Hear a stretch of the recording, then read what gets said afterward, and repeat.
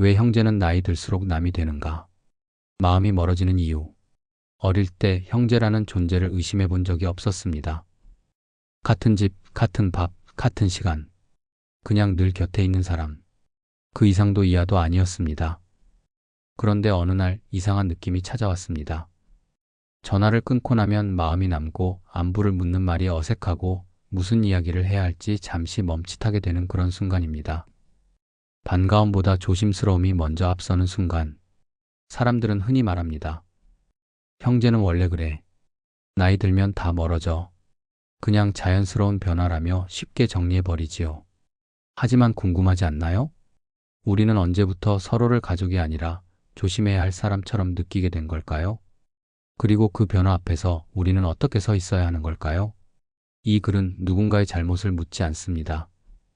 그저 우리가 함께 자란 시간 속에서 마음이 천천히 자연스럽게 움직인 흔적을 따라가 보려 합니다. 형제였던 마음이 어떻게 남이 되어가는지 그 미묘한 순간들을 함께 들여다보려 합니다. 다사는 좋은 말은 흘려보내지 말고 적어두라고 했습니다. 구독은 지혜마루에 책갈피를 꽂아두는 작은 약속입니다. 오늘의 이야기에 한 번 더 머물고 싶으시다면 조용히 표시를 남기고 함께 해주세요. 오늘의 이야기 시작하겠습니다. 어릴 때는 형제가 당연했습니다. 아침에 눈을 뜨면 형은 옆방에 있었고 밥상에 앉으면 동생이 건너편에 있었습니다. 저녁이 되면 같은 거실에서 TV를 봤어요. 가깝다는 생각조차 하지 않았습니다. 그냥 거기 있었으니까요. 친구는 만나러 가야 했지만 형제는 그냥 집에 있었습니다. 선택할 것도 없었죠. 형제라는 관계는 선택이 아니라 환경이었습니다. 같은 부모님 밑에서, 같은 집에서, 같은 밥을 먹으며 나누는 그 환경이 우리를 가깝게 만든 거예요. 형제니까. 이 말이면 모든 게 설명됐습니다. 왜 함께 있어야 하는지, 왜 챙겨야 하는지, 왜 이해해야 하는지. 그냥 형제니까요. 정약용은 이런 말을 남겼습니다. 가까움이 환경에서 비롯될 때 사람은 그 가까움을 당연하게 여긴다. 하지만 환경이 바뀌면 당연했던 것들도 함께 흔들린다. 그때는 몰랐습니다. 우리가 가까운 건 서로를 이해해서가 아니라 그냥 같은 공간에서 같은 시간을 살았기 때문이라는 걸요. 성인이 되어서 형과 어린 시절 얘기를 하다가 이상한 걸 발견했습니다. 같은 일을 기억하는데 전혀 다르게 기억하고 있더라고요. 저는 이렇게 기억해요. 형이 제 숙제를 봐주면서 이것도 모르냐 멍청하게 하던 말들이요. 그때 많이 속상했거든요. 근데 형은 전혀 다르게 기억하더라고요. 내가 동생 숙제 봐줬잖아. 그때 참 착했지. 같은 시간, 같은 공간에 있었는데 기억이 달랐습니다. 아버지한테 혼났던 날도 그래요. 저는 형이 저를 감싸주지 않아서 서운했던 기억이 있는데 형은 그때 내가 같이 혼났잖아 이렇게 기억하더라고요. 명절에 친척들이 모였을 때도 그랬습니다. 저는 형만 칭찬받고 저는 비교당했던 기억이 선명한데 형은 우리 둘 다 칭찬받았지 하고 말해요. 처음엔 제가 잘못 기억하나 싶었어요. 근데 아니더라고요. 제 기억도 분명했고 형 기억도 분명했습니다. 그냥 우리는 같은 시간을 다르게 살았던 거예요. 정약용은 이렇게 말했습니다. 같은 시간을 함께 했다고 해서 같은 마음을 나눈 것은 아니라 각자의 마음은 각자의 기억을 만든다. 우리는 같은 형제였지만 완전히 다른 어린 시절을 살았던 겁니다. 형에게 기대했던 것들, 형이 저에게 바랐던 것들, 그건 서로 알지 못했어요. 형제니까 말하지 않아도 알 거라고 생각했으니까요. 근데 모르더라고요. 전혀요. 그리고 그 모름이 시간이 지나면서 조금씩 거리가 되기 시작했습니다. 형이 대학 가면서 집을 떠났습니다. 처음엔 별로 뭐가 달라지겠나 싶었어요. 방학 때 오면 만날 수 있고 연락하면 되고 여전히 형제잖아요. 근데 이상하게도 뭔가 달라지기 시작했습니다. 형이 집에 왔을 때 예전처럼 편하지 않더라고요. 무슨 얘기를 해야 할지 잠깐 생각하게 되고 형 방에 들어갈 때 노크를 하게 됐습니다. 형이 친구들이랑 통화할 때 슬쩍 자리를 비켜주게 되고 예전에는 안 그랬는데요. 그냥 형 방에 막 들어가서 형, 뭐 해? 했는데 이제는 문을 두드리고 형, 들어가도 돼? 하게 됐어요. 우리 사이에 보이지 않는 선이 생긴 거예요. 그리고 제가 대학 가고 형은 취업해서 자취를 시작하면서 명절에 집에 모이면 이런 대화를 나눴습니다. 요즘 어때? 응, 그냥 그렇지 뭐. 일은 괜찮아? 응, 할만해. 예전에는 이런 대화 안 했거든요. 그냥 같은 공간에 있으면서 뭘 먹을지, TV 뭘 볼지, 이런 일상적인 얘기만 했는데, 이제는 서로의 일상을 모르니까 안부를 물어야 했습니다. 마치 친구한테 하듯이요. 정약용은 이런 말씀을 하셨습니다. 관계를 지탱하던 환경이 사라지면 관계 또한 새로운 형태를 찾아야 한다. 환경에 기댄 가까움은 환경이 바뀌면 함께 흔들린다. 우리가 가까웠던 건 서로를 이해해서가 아니었습니다. 그냥 같은 집에 살았기 때문이었어요. 근데 그 조건들이 사라졌어요. 형은 가까운 사람이 아니라 가까웠던 사람이 됐습니다. 여전히 형제지만 예전 그 형제는 아니에요. 그리고 그게 슬프지만 자연스러운 일이라는 걸 이제는 알겠습니다. 친구에게는 설명했습니다. 오늘 이런 일이 있었어. 그래서 내가 이렇게 느꼈어. 그래서 속상해. 친구는 제 상황을 모르니까 처음부터 끝까지 설명해야 했어요. 근데 형에게는 설명하지 않았습니다. 형은 알 거라고 생각했거든요. 우리는 같은 집에서 자랐고, 같은 부모님을 받고, 같은 상황을 겪었으니까요. 부모님이 저만 혼냈을 때 형이 제 편을 들어줄 거라고 기대했습니다. 말하지 않아도요. 제가 힘든 일이 있을 때 형이 먼저 알아채 줄 거라고 기대했어요. 말하지 않아도요. 정약용은 이렇게 말했습니다. 형제라면 이해해 줄 것이라는 무언의 기대가 관계의 기초가 되기도 하지만 동시에 가장 큰 함정이 되기도 한다. 고등학교 때 일입니다. 학교에서 따돌림을 당해서 혼자 밥을 먹었어요. 집에 와서도 말을 안 했는데 형이 알아채 줄 줄 알았습니다. 제가 요즘 말도 없고 방에만 있고 밥도 잘 안 먹으니까요. 형은 안 물어봤습니다. 자기 친구들이랑 놀러 다니느라 바빴어요. 서운했습니다. 근데 말 안 했어요. 형제인데 이 정도는 알아채야 하는 거 아냐? 형이라면 당연히 신경 써야 하는 거 아냐? 속으로만 생각했습니다. 대학생이 됐을 때도 그랬어요. 취업 준비하면서 힘들어할 때 형은 자기 회사 얘기만 했습니다. 자기가 얼마나 바쁜지, 상사가 얼마나 짜증나는지 자기 얘기만 계속했어요. 제 얘기는 안 물어봤습니다. 나도 힘든데 나도 얘기 좀 들어줬으면 좋겠는데 속으로만 생각했습니다. 말하면 됐는데 말 안 했어요. 형제라면 굳이 말하지 않아도 알아야 한다고 생각했거든요. 정약용은 이렇게 말했습니다. 서운함을 굳이 말하지 않아도 될 감정으로 미루는 순간 그 감정들은 사라지지 않고 쌓인다. 특히 형제 사이에서는 더 그렇다. 쌓였습니다. 정말로요. 말하지 않은 서운함들이, 표현하지 않은 섭섭함들이, 삼켜버린 분노들이 제 마음 한구석에 차곡차곡 쌓였어요. 형이 제 생일을 잊어버렸을 때, 형이 제 부탁을 무시했을 때, 형이 제 고민을 대수롭지 않게 넘겼을 때, 그때마다 말했어야 했는데 말 안 했습니다. 형제인데 이 정도로 뭐라고 해? 형제끼리 그런 거 따질 필요 있나?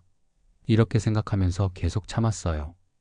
그리고 그 참았던 것들이 시간이 지나도 사라지지 않고 제 마음을 무겁게 만들었습니다. 어느 날 형한테 연락이 왔습니다.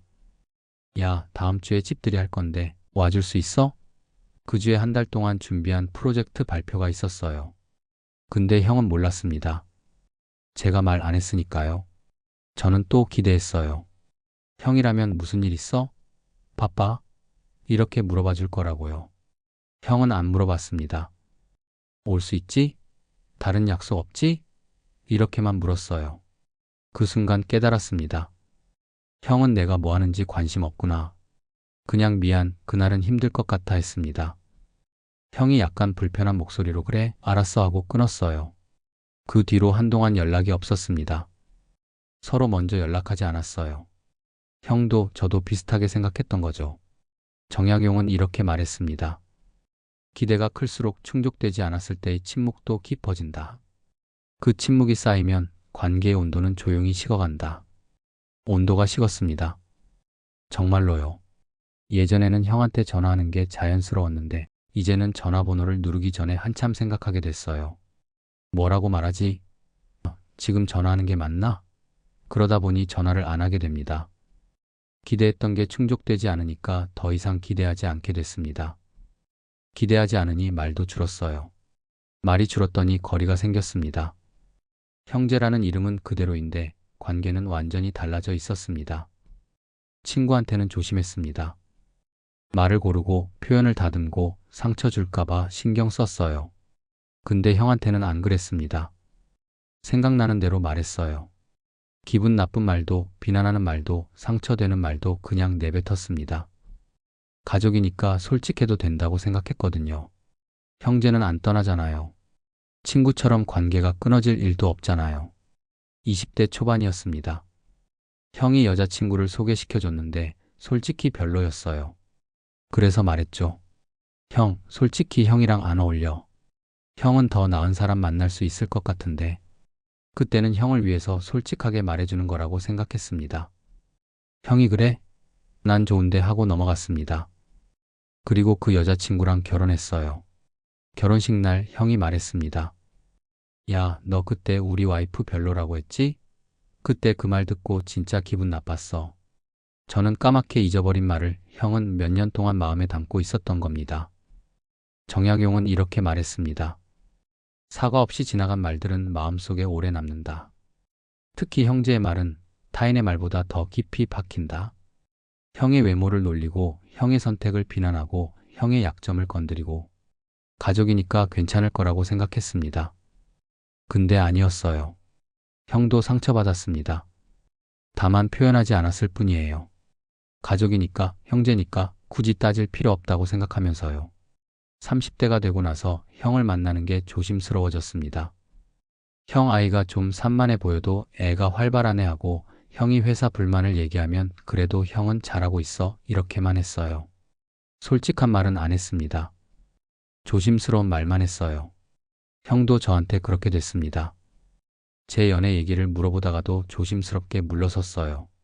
제 일 얘기를 듣다가도 함부로 조언하지 않았습니다. 우리 사이에 예의가 생긴 거예요. 마치 친구 사이처럼요. 정약용은 이렇게 말했습니다. 솔직함이 상처가 된 관계에서는 이후 침묵이 찾아온다. 그 침묵은 미움이 아니라 조심스러움이다. 미워서 말을 안 하는 게 아닙니다. 조심스러워서 말을 못 하는 거예요. 또 상처 줄까봐, 또 오래 기억될까봐. 침묵이 평화를 지키는 유일한 방법이 된 겁니다. 형은 대기업에 취직했습니다. 안정적인 월급, 복지, 승진 경로. 형이 원하던 삶이었어요. 저는 작은 스타트업에 들어갔습니다. 불안정하지만 자유롭고 하고 싶은 일을 하는 삶이었어요. 그러다 보니 우리가 보는 세상이 달라지기 시작했습니다. 형은 안정을 중요하게 여겼고 저는 자유를 중요하게 여겼어요. 명절에 만나서 얘기를 나누는데 이상하게 안 통하더라고요. 제가 나 요즘 새로운 프로젝트 시작했어. 불안하지만 재미있어 하면 형은 안정적인 대로 옮기는 게 낫지 않아? 했습니다. 서로를 걱정하는 말을 하고 있었지만 사실은 서로를 이해하지 못하고 있었습니다. 형이 결혼하고 아이가 생기면서 더 달라졌어요. 형은 아이 교육에 진지했습니다. 학군, 학원, 사교육. 형한테는 진짜 중요한 일이었어요. 저는 아직 결혼도 안 했고 아이도 없었습니다. 솔직히 형 얘기가 이해 안 됐어요. 형, 애가 겨우 5살인데 벌써 영어학원? 좀 과한 거 아니야? 형이 화를 냈습니다. 너는 애가 없으니까 모르지. 애 키워보면 알아. 우리는 더 이상 같은 세상을 살고 있지 않았습니다. 정약용은 이렇게 말했습니다. 사는 방식이 달라지면 중요하게 여기는 가치도 달라진다. 형제라 해도 각자의 삶이 각자의 언어를 만든다. 형이 돈을 좀 모아야지 하면 아이 교육비와 노후를 생각했고 저는 여행과 자기계발을 생각했어요. 형이 주말에 쉬어야지 하면 아이랑 놀아주고 집안일 하는 걸 의미했고 저는 늦잠 자고 게임하는 걸 의미했습니다. 같은 단어를 쓰지만 그 단어가 의미하는 바가 완전히 달랐습니다. 우리는 한국어로 대화하고 있었지만 사실은 다른 언어를 쓰고 있는 것 같았어요. 몇 번 깊은 대화를 시도하다 분위기가 이상해지고 나서 배웠습니다. 깊은 얘기는 하지 말자. 형이랑은 안전한 얘기만 하자. 날씨 얘기, 음식 얘기, 부모님 건강 얘기, 조카 얘기. 이런 안전한 주제들로만 대화했습니다. 제 일 얘기는 안 했어요. 어차피 형이 이해 못하니까요. 제 고민도 말 안 했습니다. 어차피 형은 내가 결혼하면 그런 고민 없어진다 이렇게 말할 테니까요. 형도 저한테 깊은 얘기 안 했어요. 회사에서 힘든 일이 있어도 말 안 했습니다. 어차피 제가 그만두면 되잖아 이렇게 말할 테니까요. 밥 먹었어? 응, 먹었어. 날씨 춥다. 그러게. 이런 대화로 우리는 평온을 유지했습니다. 싸우지도 않았고 불편하지도 않았고 그저 조용했어요. 근데 그 조용함이 친밀함이 아니라는 걸 알았습니다. 그건 그냥 할 말이 없는 사람들의 침묵이었어요. 정약용은 이렇게 말했습니다. 갈등을 피하기 위해 필요한 말까지 줄이게 되면 관계는 유지되지만 거리는 남는다. 관계는 유지됐습니다. 여전히 명절 때 만났고 가끔 연락했고 형제로 지냈어요. 근데 거리는 있었습니다. 형은 형 세계에서 저는 제 세계에서 살고 있었어요. 사람들이 말합니다. 형제가 남 같다며? 처음엔 부정했습니다.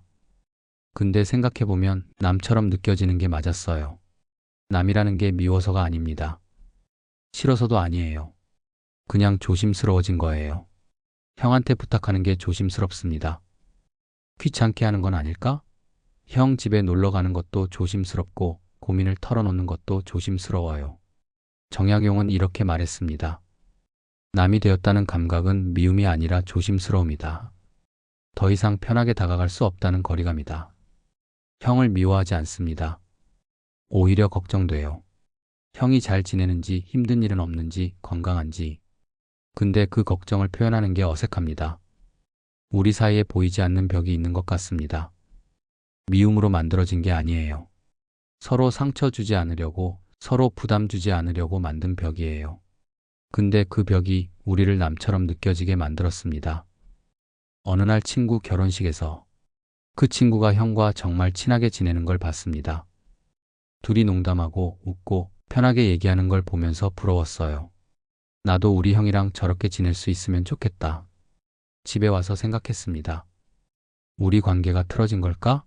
아니면 이게 정상인 걸까? 정약용은 이렇게 말했습니다. 모든 관계는 변한다.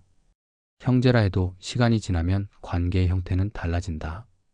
그것은 잘못이 아니라 자연스러운 흐름이다. 우리 관계가 잘못된 게 아니었습니다. 그냥 변한 거예요. 어릴 때 형제는 환경이 만든 친밀함이었습니다. 근데 어른이 된 형제는 선택으로 유지하는 관계예요. 각자의 삶이 바빠도 시간을 내서 만나고 연락하고 관계를 이어가는 거죠. 전자가 자연스러웠다면 후자는 의도적입니다. 전자가 쉬웠다면 후자는 노력이 필요해요. 근데 그게 나쁜 건 아닙니다. 예전으로 돌아갈 수는 없습니다. 대신 새로운 형태의 관계를 만들어야 해요. 매일 보지는 못해도 가끔 만나서 안부를 나누고 모든 걸 말하지는 못해도 중요한 순간에는 곁에 있어주는 관계예요. 이게 어른이 된 형제의 가까움인 것 같습니다. 형 집에 놀러 갔을 때 예전 같았으면 냉장고를 열어보고 TV 리모컨 찾고 편하게 있었을 겁니다. 근데 이제는 달라요. 냉장고 열기 전에 형, 물 마셔도 돼? 물어봤습니다. 형도 저를 대할 때 커피 마실래? 뭐 마실래? 물어봤어요. 처음에는 이게 서먹서먹하게 느껴졌습니다. 형제인데 이건 너무 남 같은 거 아니야? 근데 시간이 지나면서 알게 됐어요. 이 예의가 오히려 관계를 편하게 만든다는 걸요. 형 집에 갈 때 미리 연락하니까 형도 준비할 수 있고 저도 부담 없이 갈 수 있습니다. 형한테 부탁할 때 이거 좀 부탁해도 될까? 하고 물어보니까 형도 거절할 수 있고 저도 강요하지 않게 됐어요. 정약용은 이렇게 말했습니다. 가족이라고 해서 모든 것이 허용되는 것은 아니다. 오히려 가까운 사이일수록 더 존중이 필요하다. 어릴 때는 예의 없이 편했지만 어른이 된 지금은 예의가 있어야 편합니다. 형의 삶을, 형의 가족을, 형의 시간을 존중하는 거예요. 그게 성인이 된 형제의 방식인 것 같습니다. 지난달에 제가 교통사고가 났습니다. 크게 다친 건 아니었는데 병원에 가야 했어요. 혼자 가려다가 문득 형한테 연락했습니다. 형, 나 지금 교통사고 났어. 크게 다친 건 아닌데 병원 가야 할 것 같아. 형이 바로 전화했습니다. 어디야? 지금 바로 갈게. 거기 있어. 형은 회사 일 중이었는데 바로 나와서 병원까지 데려다주고 옆에서 기다려주고 집까지 데려다줬습니다. 그날 형을 보면서 생각했어요. 우리가 평소에는 남처럼 지내도 진짜 필요할 때는 역시 형제구나. 친구한테는 연락하기 전에 한번 생각했을 겁니다. 괜히 걱정 끼치나? 바쁜데 부담 주는 건 아닐까? 근데 형한테는 그냥 바로 연락했어요. 형이라면 와줄 거라는 걸 알았거든요. 그리고 형도 바로 왔습니다. 정약용은 이렇게 말했습니다. 형제는 더 이상 어린 시절의 형제가 아니지만 완전히 타인이 되지도 않는다. 적당한 거리를 두고 서로를 존중하는 자리에서 관계는 다시 숨을 쉰다. 평소에는 멀리 있습니다. 자주 안 보고 자주 연락 안 하고 각자 삶을 살아요. 근데 그게 나쁜 게 아닙니다. 그 거리가 오히려 우리 관계를 지켜주는 것 같습니다. 억지로 가까이 있으려고 하면 부담스럽고 불편하지만 적당히 거리를 두고 있으면 만날 때는 반갑고 필요할 때는 바로 달려갈 수 있어요. 형제가 남이 된 게 아닙니다. 그냥 관계의 형태가 바뀐 거예요. 어릴 때처럼 매일 붙어 있지는 않지만 필요할 때는 달려갈 수 있는 사이. 뭐든 말하지는 않지만 중요한 순간에는 통하는 사이. 자주 보지는 않지만 만나면 여전히 반가운 사이. 정약용은 이렇게 말했습니다. 형제는 시간이 지나며 멀어지는 것이 아니라 새로운 거리를 찾아가는 것이다. 억지로 예전으로 돌아가려 하지 마십시오. 지금 이 거리를 인정하고 이 거리 안에서 형제로 남는 겁니다. 더 이상 원망하지 않습니다. 누구 잘못도 아니에요. 그냥 시간이 지나면서 각자의 삶이 바뀌면서 자연스럽게 달라진 겁니다. 평소에는 멀리 있지만 필요할 때는 가장 가까이 있는 사람. 말은 잘 안 통하지만 마음은 여전히 통하는 사람. 자주 만나지는 않지만 만나면 여전히 반가운 사람. 그게 어른이 된 형제의 관계인 것 같습니다. 예전과는 다르지만 그래도 여전히 형제입니다.